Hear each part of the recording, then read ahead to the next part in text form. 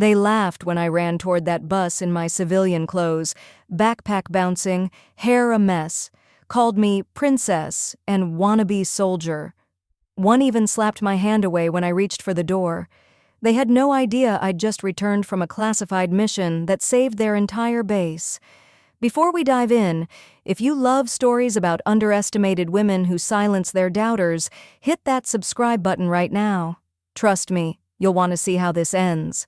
I'll never forget that morning.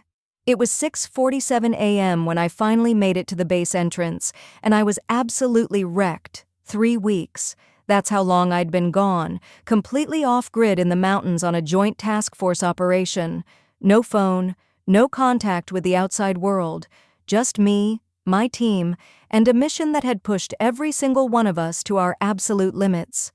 When I finally stepped off that plane at 4:30 in the morning, 2 hours late because of weather delays, all I wanted was a hot shower, my bed, and maybe 12 hours of uninterrupted sleep. But I couldn't do that, because in exactly 13 minutes, I had to be at headquarters for the morning briefing, and my uniform was still sitting in my duffel bag, stuck in security clearance processing. So there I was, standing at the gate in jeans and a hoodie, my hair thrown up in the messiest bun you've ever seen, not a trace of makeup on my face, looking more like a college student than a decorated military officer. I was bone-tired. My ribs were bruised from an incident I couldn't talk about, my ankle was twisted, but I'd been hiding the limp for days, and emotionally, I was running on fumes and sheer willpower. That's when I saw it. The last recruit transport bus, still idling at the secondary gate, loading up with fresh-faced soldiers heading to the same briefing I desperately needed to reach. Relief flooded through me. I didn't even think twice. I just started running, my boots pounding against the pavement, my tactical backpack bouncing against my shoulders, shouting at the top of my lungs, "Wait! Hold the bus!" And that's when I heard it. The laughter. This young recruit couldn't have been more than 20 years old, spotted me through the window and smirked at his buddies. His voice carried clear across the parking lot. "Yo, check out the civilian trying to catch a military bus." More laughter erupted. Fingers pointed. I watched as 20 recruits in their crisp, perfect uniforms all turned to look at me, this disheveled, desperate woman chasing after their bus like some kind of groupie. But I didn't care about their mockery. Not yet. I just needed to get on that bus. I needed to make it to headquarters. I needed to not be late for the one briefing I absolutely could not miss. So I kept running, even as my ankles screamed in protest, even as I heard more comments floating through the open windows. "Lost tourist," "wannabe soldier," "someone's confused." Their faces pressed against the glass, some of them actually recording me on their phones, capturing what they thought was just another funny moment to share later. I finally reached the door, completely breathless, sweat already starting to bead on my forehead in the early morning heat. The driver, Sergeant Bellamy, looked down at me with this expression I knew all too well: dismissal, disdain. The look someone gives you when they've already decided you don't belong, and that's when everything started to fall apart. I looked up at Sergeant Bellamy and tried to steady my breathing. "Please, I need to get on this bus. I'm going to be late for the briefing." My voice came out more desperate than I intended, and I hated myself for it.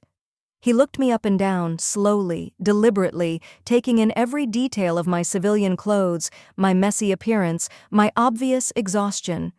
Then he said the words that made my stomach drop. "This is military personnel only. Visitors use the civilian entrance." Visitors. He called me a visitor, on my own base, after 3 weeks of hell. I tried to explain. "I'm not a visitor. I'm stationed here.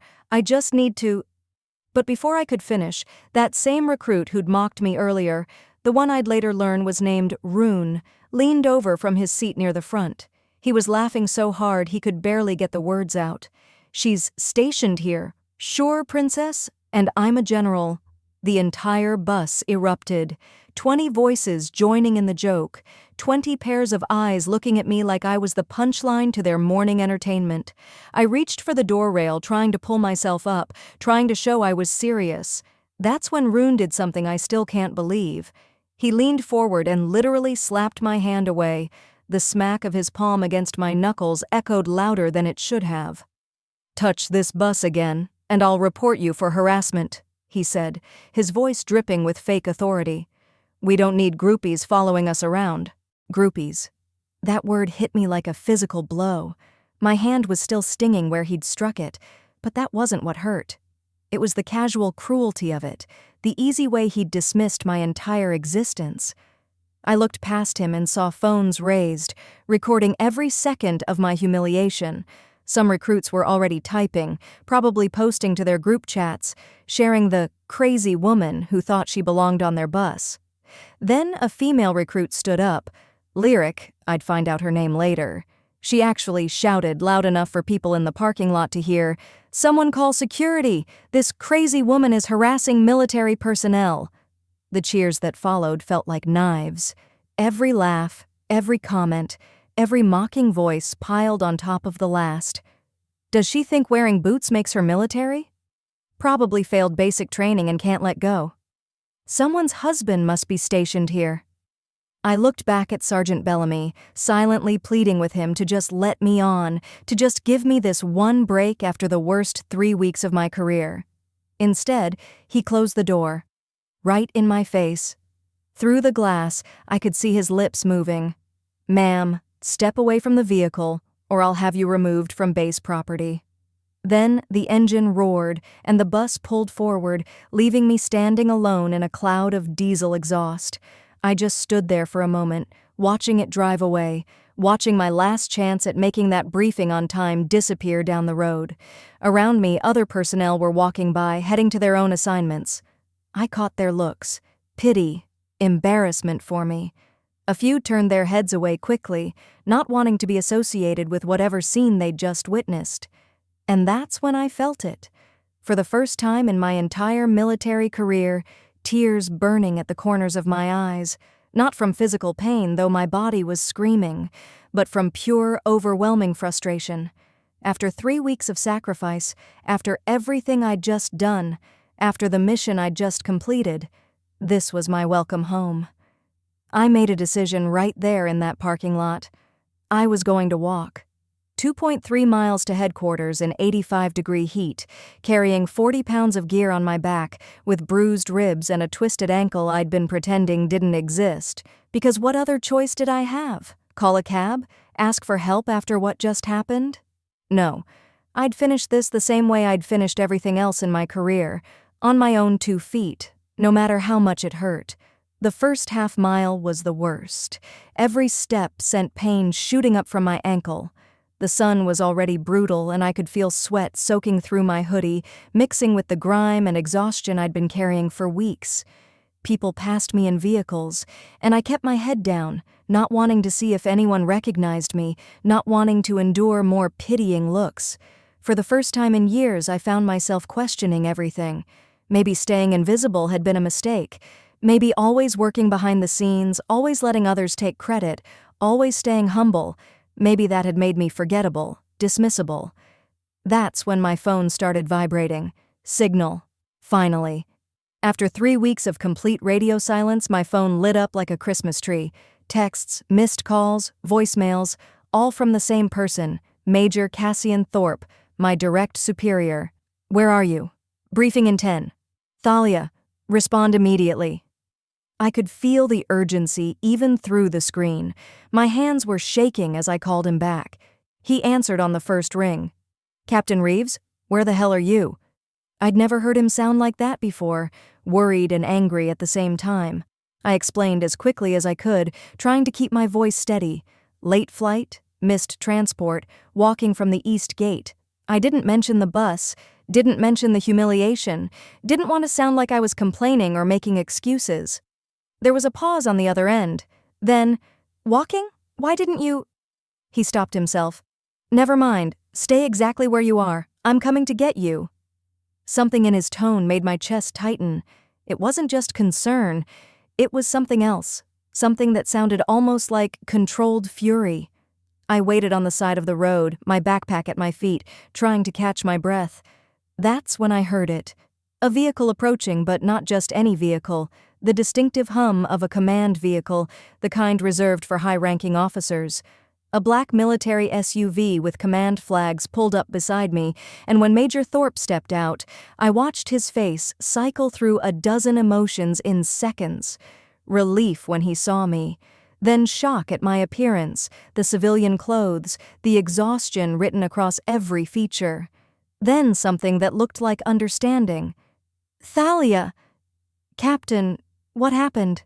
The way he said it, using both my first name and my rank, told me he already suspected this wasn't just about a missed bus. And that's when I broke, not crying but just letting it all out, the whole story, the mockery, the slap, Sergeant Bellamy's dismissal, being recorded, every humiliating detail I'd tried to swallow down. I watched his jaw clench, his knuckles turned white on the steering wheel as he gestured for me to get in the vehicle. "Tell me everything," he said quietly. "And I mean everything. Names, details, what exactly was said." We started driving toward headquarters, and with every word I spoke, I could feel the temperature in that vehicle dropping. Major Thorpe wasn't just angry, he was absolutely livid. I tried to defend them during the drive. "Sir, they didn't know. I was in civilian clothes. They're just recruits who made a mistake." But Major Thorpe cut me off with a look that could have melted steel. "That's exactly why they need to learn this lesson, Captain.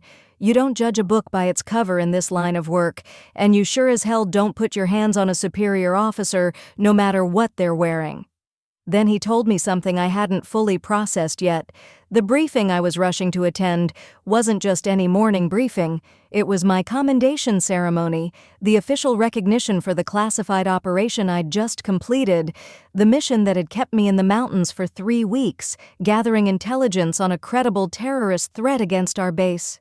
Because of the work my team and I had done, because of the information I'd personally extracted and verified, hundreds of lives had been saved, including the lives of every single recruit on that bus. We pulled up to headquarters, and there it was, Bus 7, parked right there in the lot like it was waiting for me. Through the building's windows, I could see the briefing room was packed, easily 200 personnel. Major Thorpe turned to me and said I had time to change into my uniform, to make myself presentable, but something inside me refused. "No, sir, let them see me exactly as I was, exactly as they dismissed me." He studied my face for a long moment, then nodded. But he did hand me one thing, my service jacket, the one with all my ribbons and medals attached. I put it on over my hoodie, and suddenly I wasn't just some tired woman in civilian clothes anymore. I was Captain Thalia Reeves. Purple Heart, Bronze Star, Defense Meritorious Service Medal, Joint Service Commendation Medal. Every piece of metal on that jacket represented blood, sweat, and sacrifice these recruits couldn't begin to imagine. Major Thorpe opened the briefing room doors, and his voice rang out like thunder. "Attention!" 200 people snapped to their feet in perfect unison. Every conversation died mid-sentence. Every eye turned toward the entrance, and I started walking down that center aisle, my civilian clothes and military jacket creating this jarring, impossible image that nobody could look away from. That's when I found them. Rune, Lyric, Sergeant Bellamy. Their faces were in the third row, and I watched the exact moment recognition hit. Rune's face went from confused to pale to absolutely white. His hand, the same hand that had slapped mine away, started trembling visibly. Lyric's mouth fell open. Sergeant Bellamy looked like he wanted the floor to swallow him whole. I kept walking until I reached the front of the room, every step deliberate, every eye in that briefing room burning into my back. Major Thorpe took the podium, and his voice was ice-cold professional. "This morning, one of our most decorated officers returned from a 3-week classified operation. She landed at 0430, 2 hours late, in civilian clothes, exhausted, injured, and still, she tried to make it to this briefing on time." He paused, letting that sink in. Instead of being welcomed home by her fellow service members, she was mocked, physically assaulted, and denied transport by personnel from this base. The gasp that went through that room was audible, 200 people inhaling shock at the same time. Then Major Thorpe said the words that made time stop. "Recruits from Bus 7, stand up. Now." 20 recruits rose slowly from their seats. Some were shaking. Rune looked like he might actually be sick. I could see the fear in their eyes, the dawning horror of what they'd done, who they'd dismissed. Major Thorpe looked at me and gave a small nod. This was my moment. My chance to make them pay for every laugh, every mocking word, every second of humiliation. I walked directly to Rune. The room was so quiet you could hear people breathing. I stopped right in front of him, close enough that he had to look me in the eyes. "You slapped my hand this morning," I said, my voice carrying across the silent room. "You called me princess. You recorded me and laughed while your friends joined in." His lips were trembling. "Ma'am, I didn't. I'm so sorry, You didn't know," I interrupted him. "None of you knew, and that's precisely the point." I turned away from him to address the entire room, all 200 faces watching this moment unfold. "You judged me by my appearance, by my clothes, by my exhaustion. You saw someone who didn't fit your image of what a soldier looks like, and you decided I was worthless. You decided I didn't deserve basic human dignity." I let those words hang in the air for a moment. How many threats have we missed because they didn't look threatening? How many allies have we dismissed because they didn't fit our expectations? How many times has our prejudice, our snap judgment, put lives at risk? I could see some of the older officers nodding. They understood. They'd seen it happen. Then I turned back to Rune, to Sergeant Bellamy, to Lyric. "You're not being written up." The shock on their faces was immediate, complete disbelief. Behind them, I heard whispers of confusion. "Because I was once exactly like you," I continued. "Young, certain, quick to judge, and someone gave me grace when I screwed up badly. They gave me a chance to learn instead of destroying my career. So I'm giving you the same chance." But I wasn't done. "However, you will do something for me. For the next month, all 20 of you will volunteer at the base Civilian Services Center. You'll meet military spouses, veterans in civilian clothes, retired personnel who've given more to this country than you can imagine. You'll learn that dignity and respect aren't reserved only for people in uniform." All 20 heads nodded, and I saw tears streaming down several faces, including Rune's. The base commander took over then, officially commending me for the operation. He revealed details that made even the seasoned officers in the room go silent. Captain Reeves spent 3 weeks embedded in hostile territory, gathering intelligence that prevented a coordinated attack on this base. Because of her work, because of her sacrifice, every single person in this room is alive today. The standing ovation was deafening. Everyone except those 20 recruits who remained standing in stunned, ashamed silence, the full weight of their mistake crushing down on them. Major Thorpe stepped forward, faced me, and delivered the sharpest salute I'd ever received. "Thank you for your service, Captain, and thank you for still believing in second chances." 1 week later, I found myself at the base entrance again, same time, 6:47 a.m. But this time I was in uniform, and I was waiting. Bus 7 pulled up, heading to the Civilian Services Center. Rune saw me and hesitated, then walked over. "Captain Reeves," his voice cracked slightly, "I wanted you to know, I've been thinking about that morning every single day. I destroyed the recording, and He paused, struggling with the words. "I've learned more in this past week than I learned in all of basic training." I looked at him, really looked at him, and saw something different. The arrogance was gone. In its place was humility, understanding, growth. "Good," I said simply. Then it wasn't just a bad morning, it was a lesson. For both of us. He looked confused, so I continued. "I'm learning that I can't stay invisible forever, that sometimes people need to see who you are, and you're learning to see people for who they really are, not what they look like. That's how we both become better soldiers." I extended my hand, the same hand he'd slapped away a week ago. He stared at it for a moment, then took it, shaking firmly, respectfully. His grip was strong, but there was no aggression in it now. Just respect. As Bus 7 pulled away, I saw other recruits watching through the windows. The story had spread, it had become base legend, and maybe, just maybe, the next time someone in civilian clothes needed help, they'd remember this moment. They'd remember that you can't judge a soldier by their uniform, or lack of one. They say respect is earned, not given. But I learned something that morning on the hottest day of summer, standing in a cloud of diesel exhaust with my hand still stinging from being slapped away. Sometimes respect works both ways. I earned theirs by showing them grace when I could have ended their careers, and they earned mine by choosing to grow from their mistake, by accepting the lesson instead of making excuses. That's the real strength of any team, any military, any community. Not perfection, not never making mistakes, but having the courage to learn from failure and become better because of it. If this story reminded you never to judge someone by their appearance, drop a respect in the comments below. And if you believe in the power of second chances, in redemption, in grace, hit that subscribe button and ring the notification bell, because everyone deserves a chance to learn. Everyone deserves a redemption arc. I'll see you in the next story, and remember, the most powerful person in the room isn't always the one wearing the uniform. Sometimes it's the one who chooses mercy over revenge.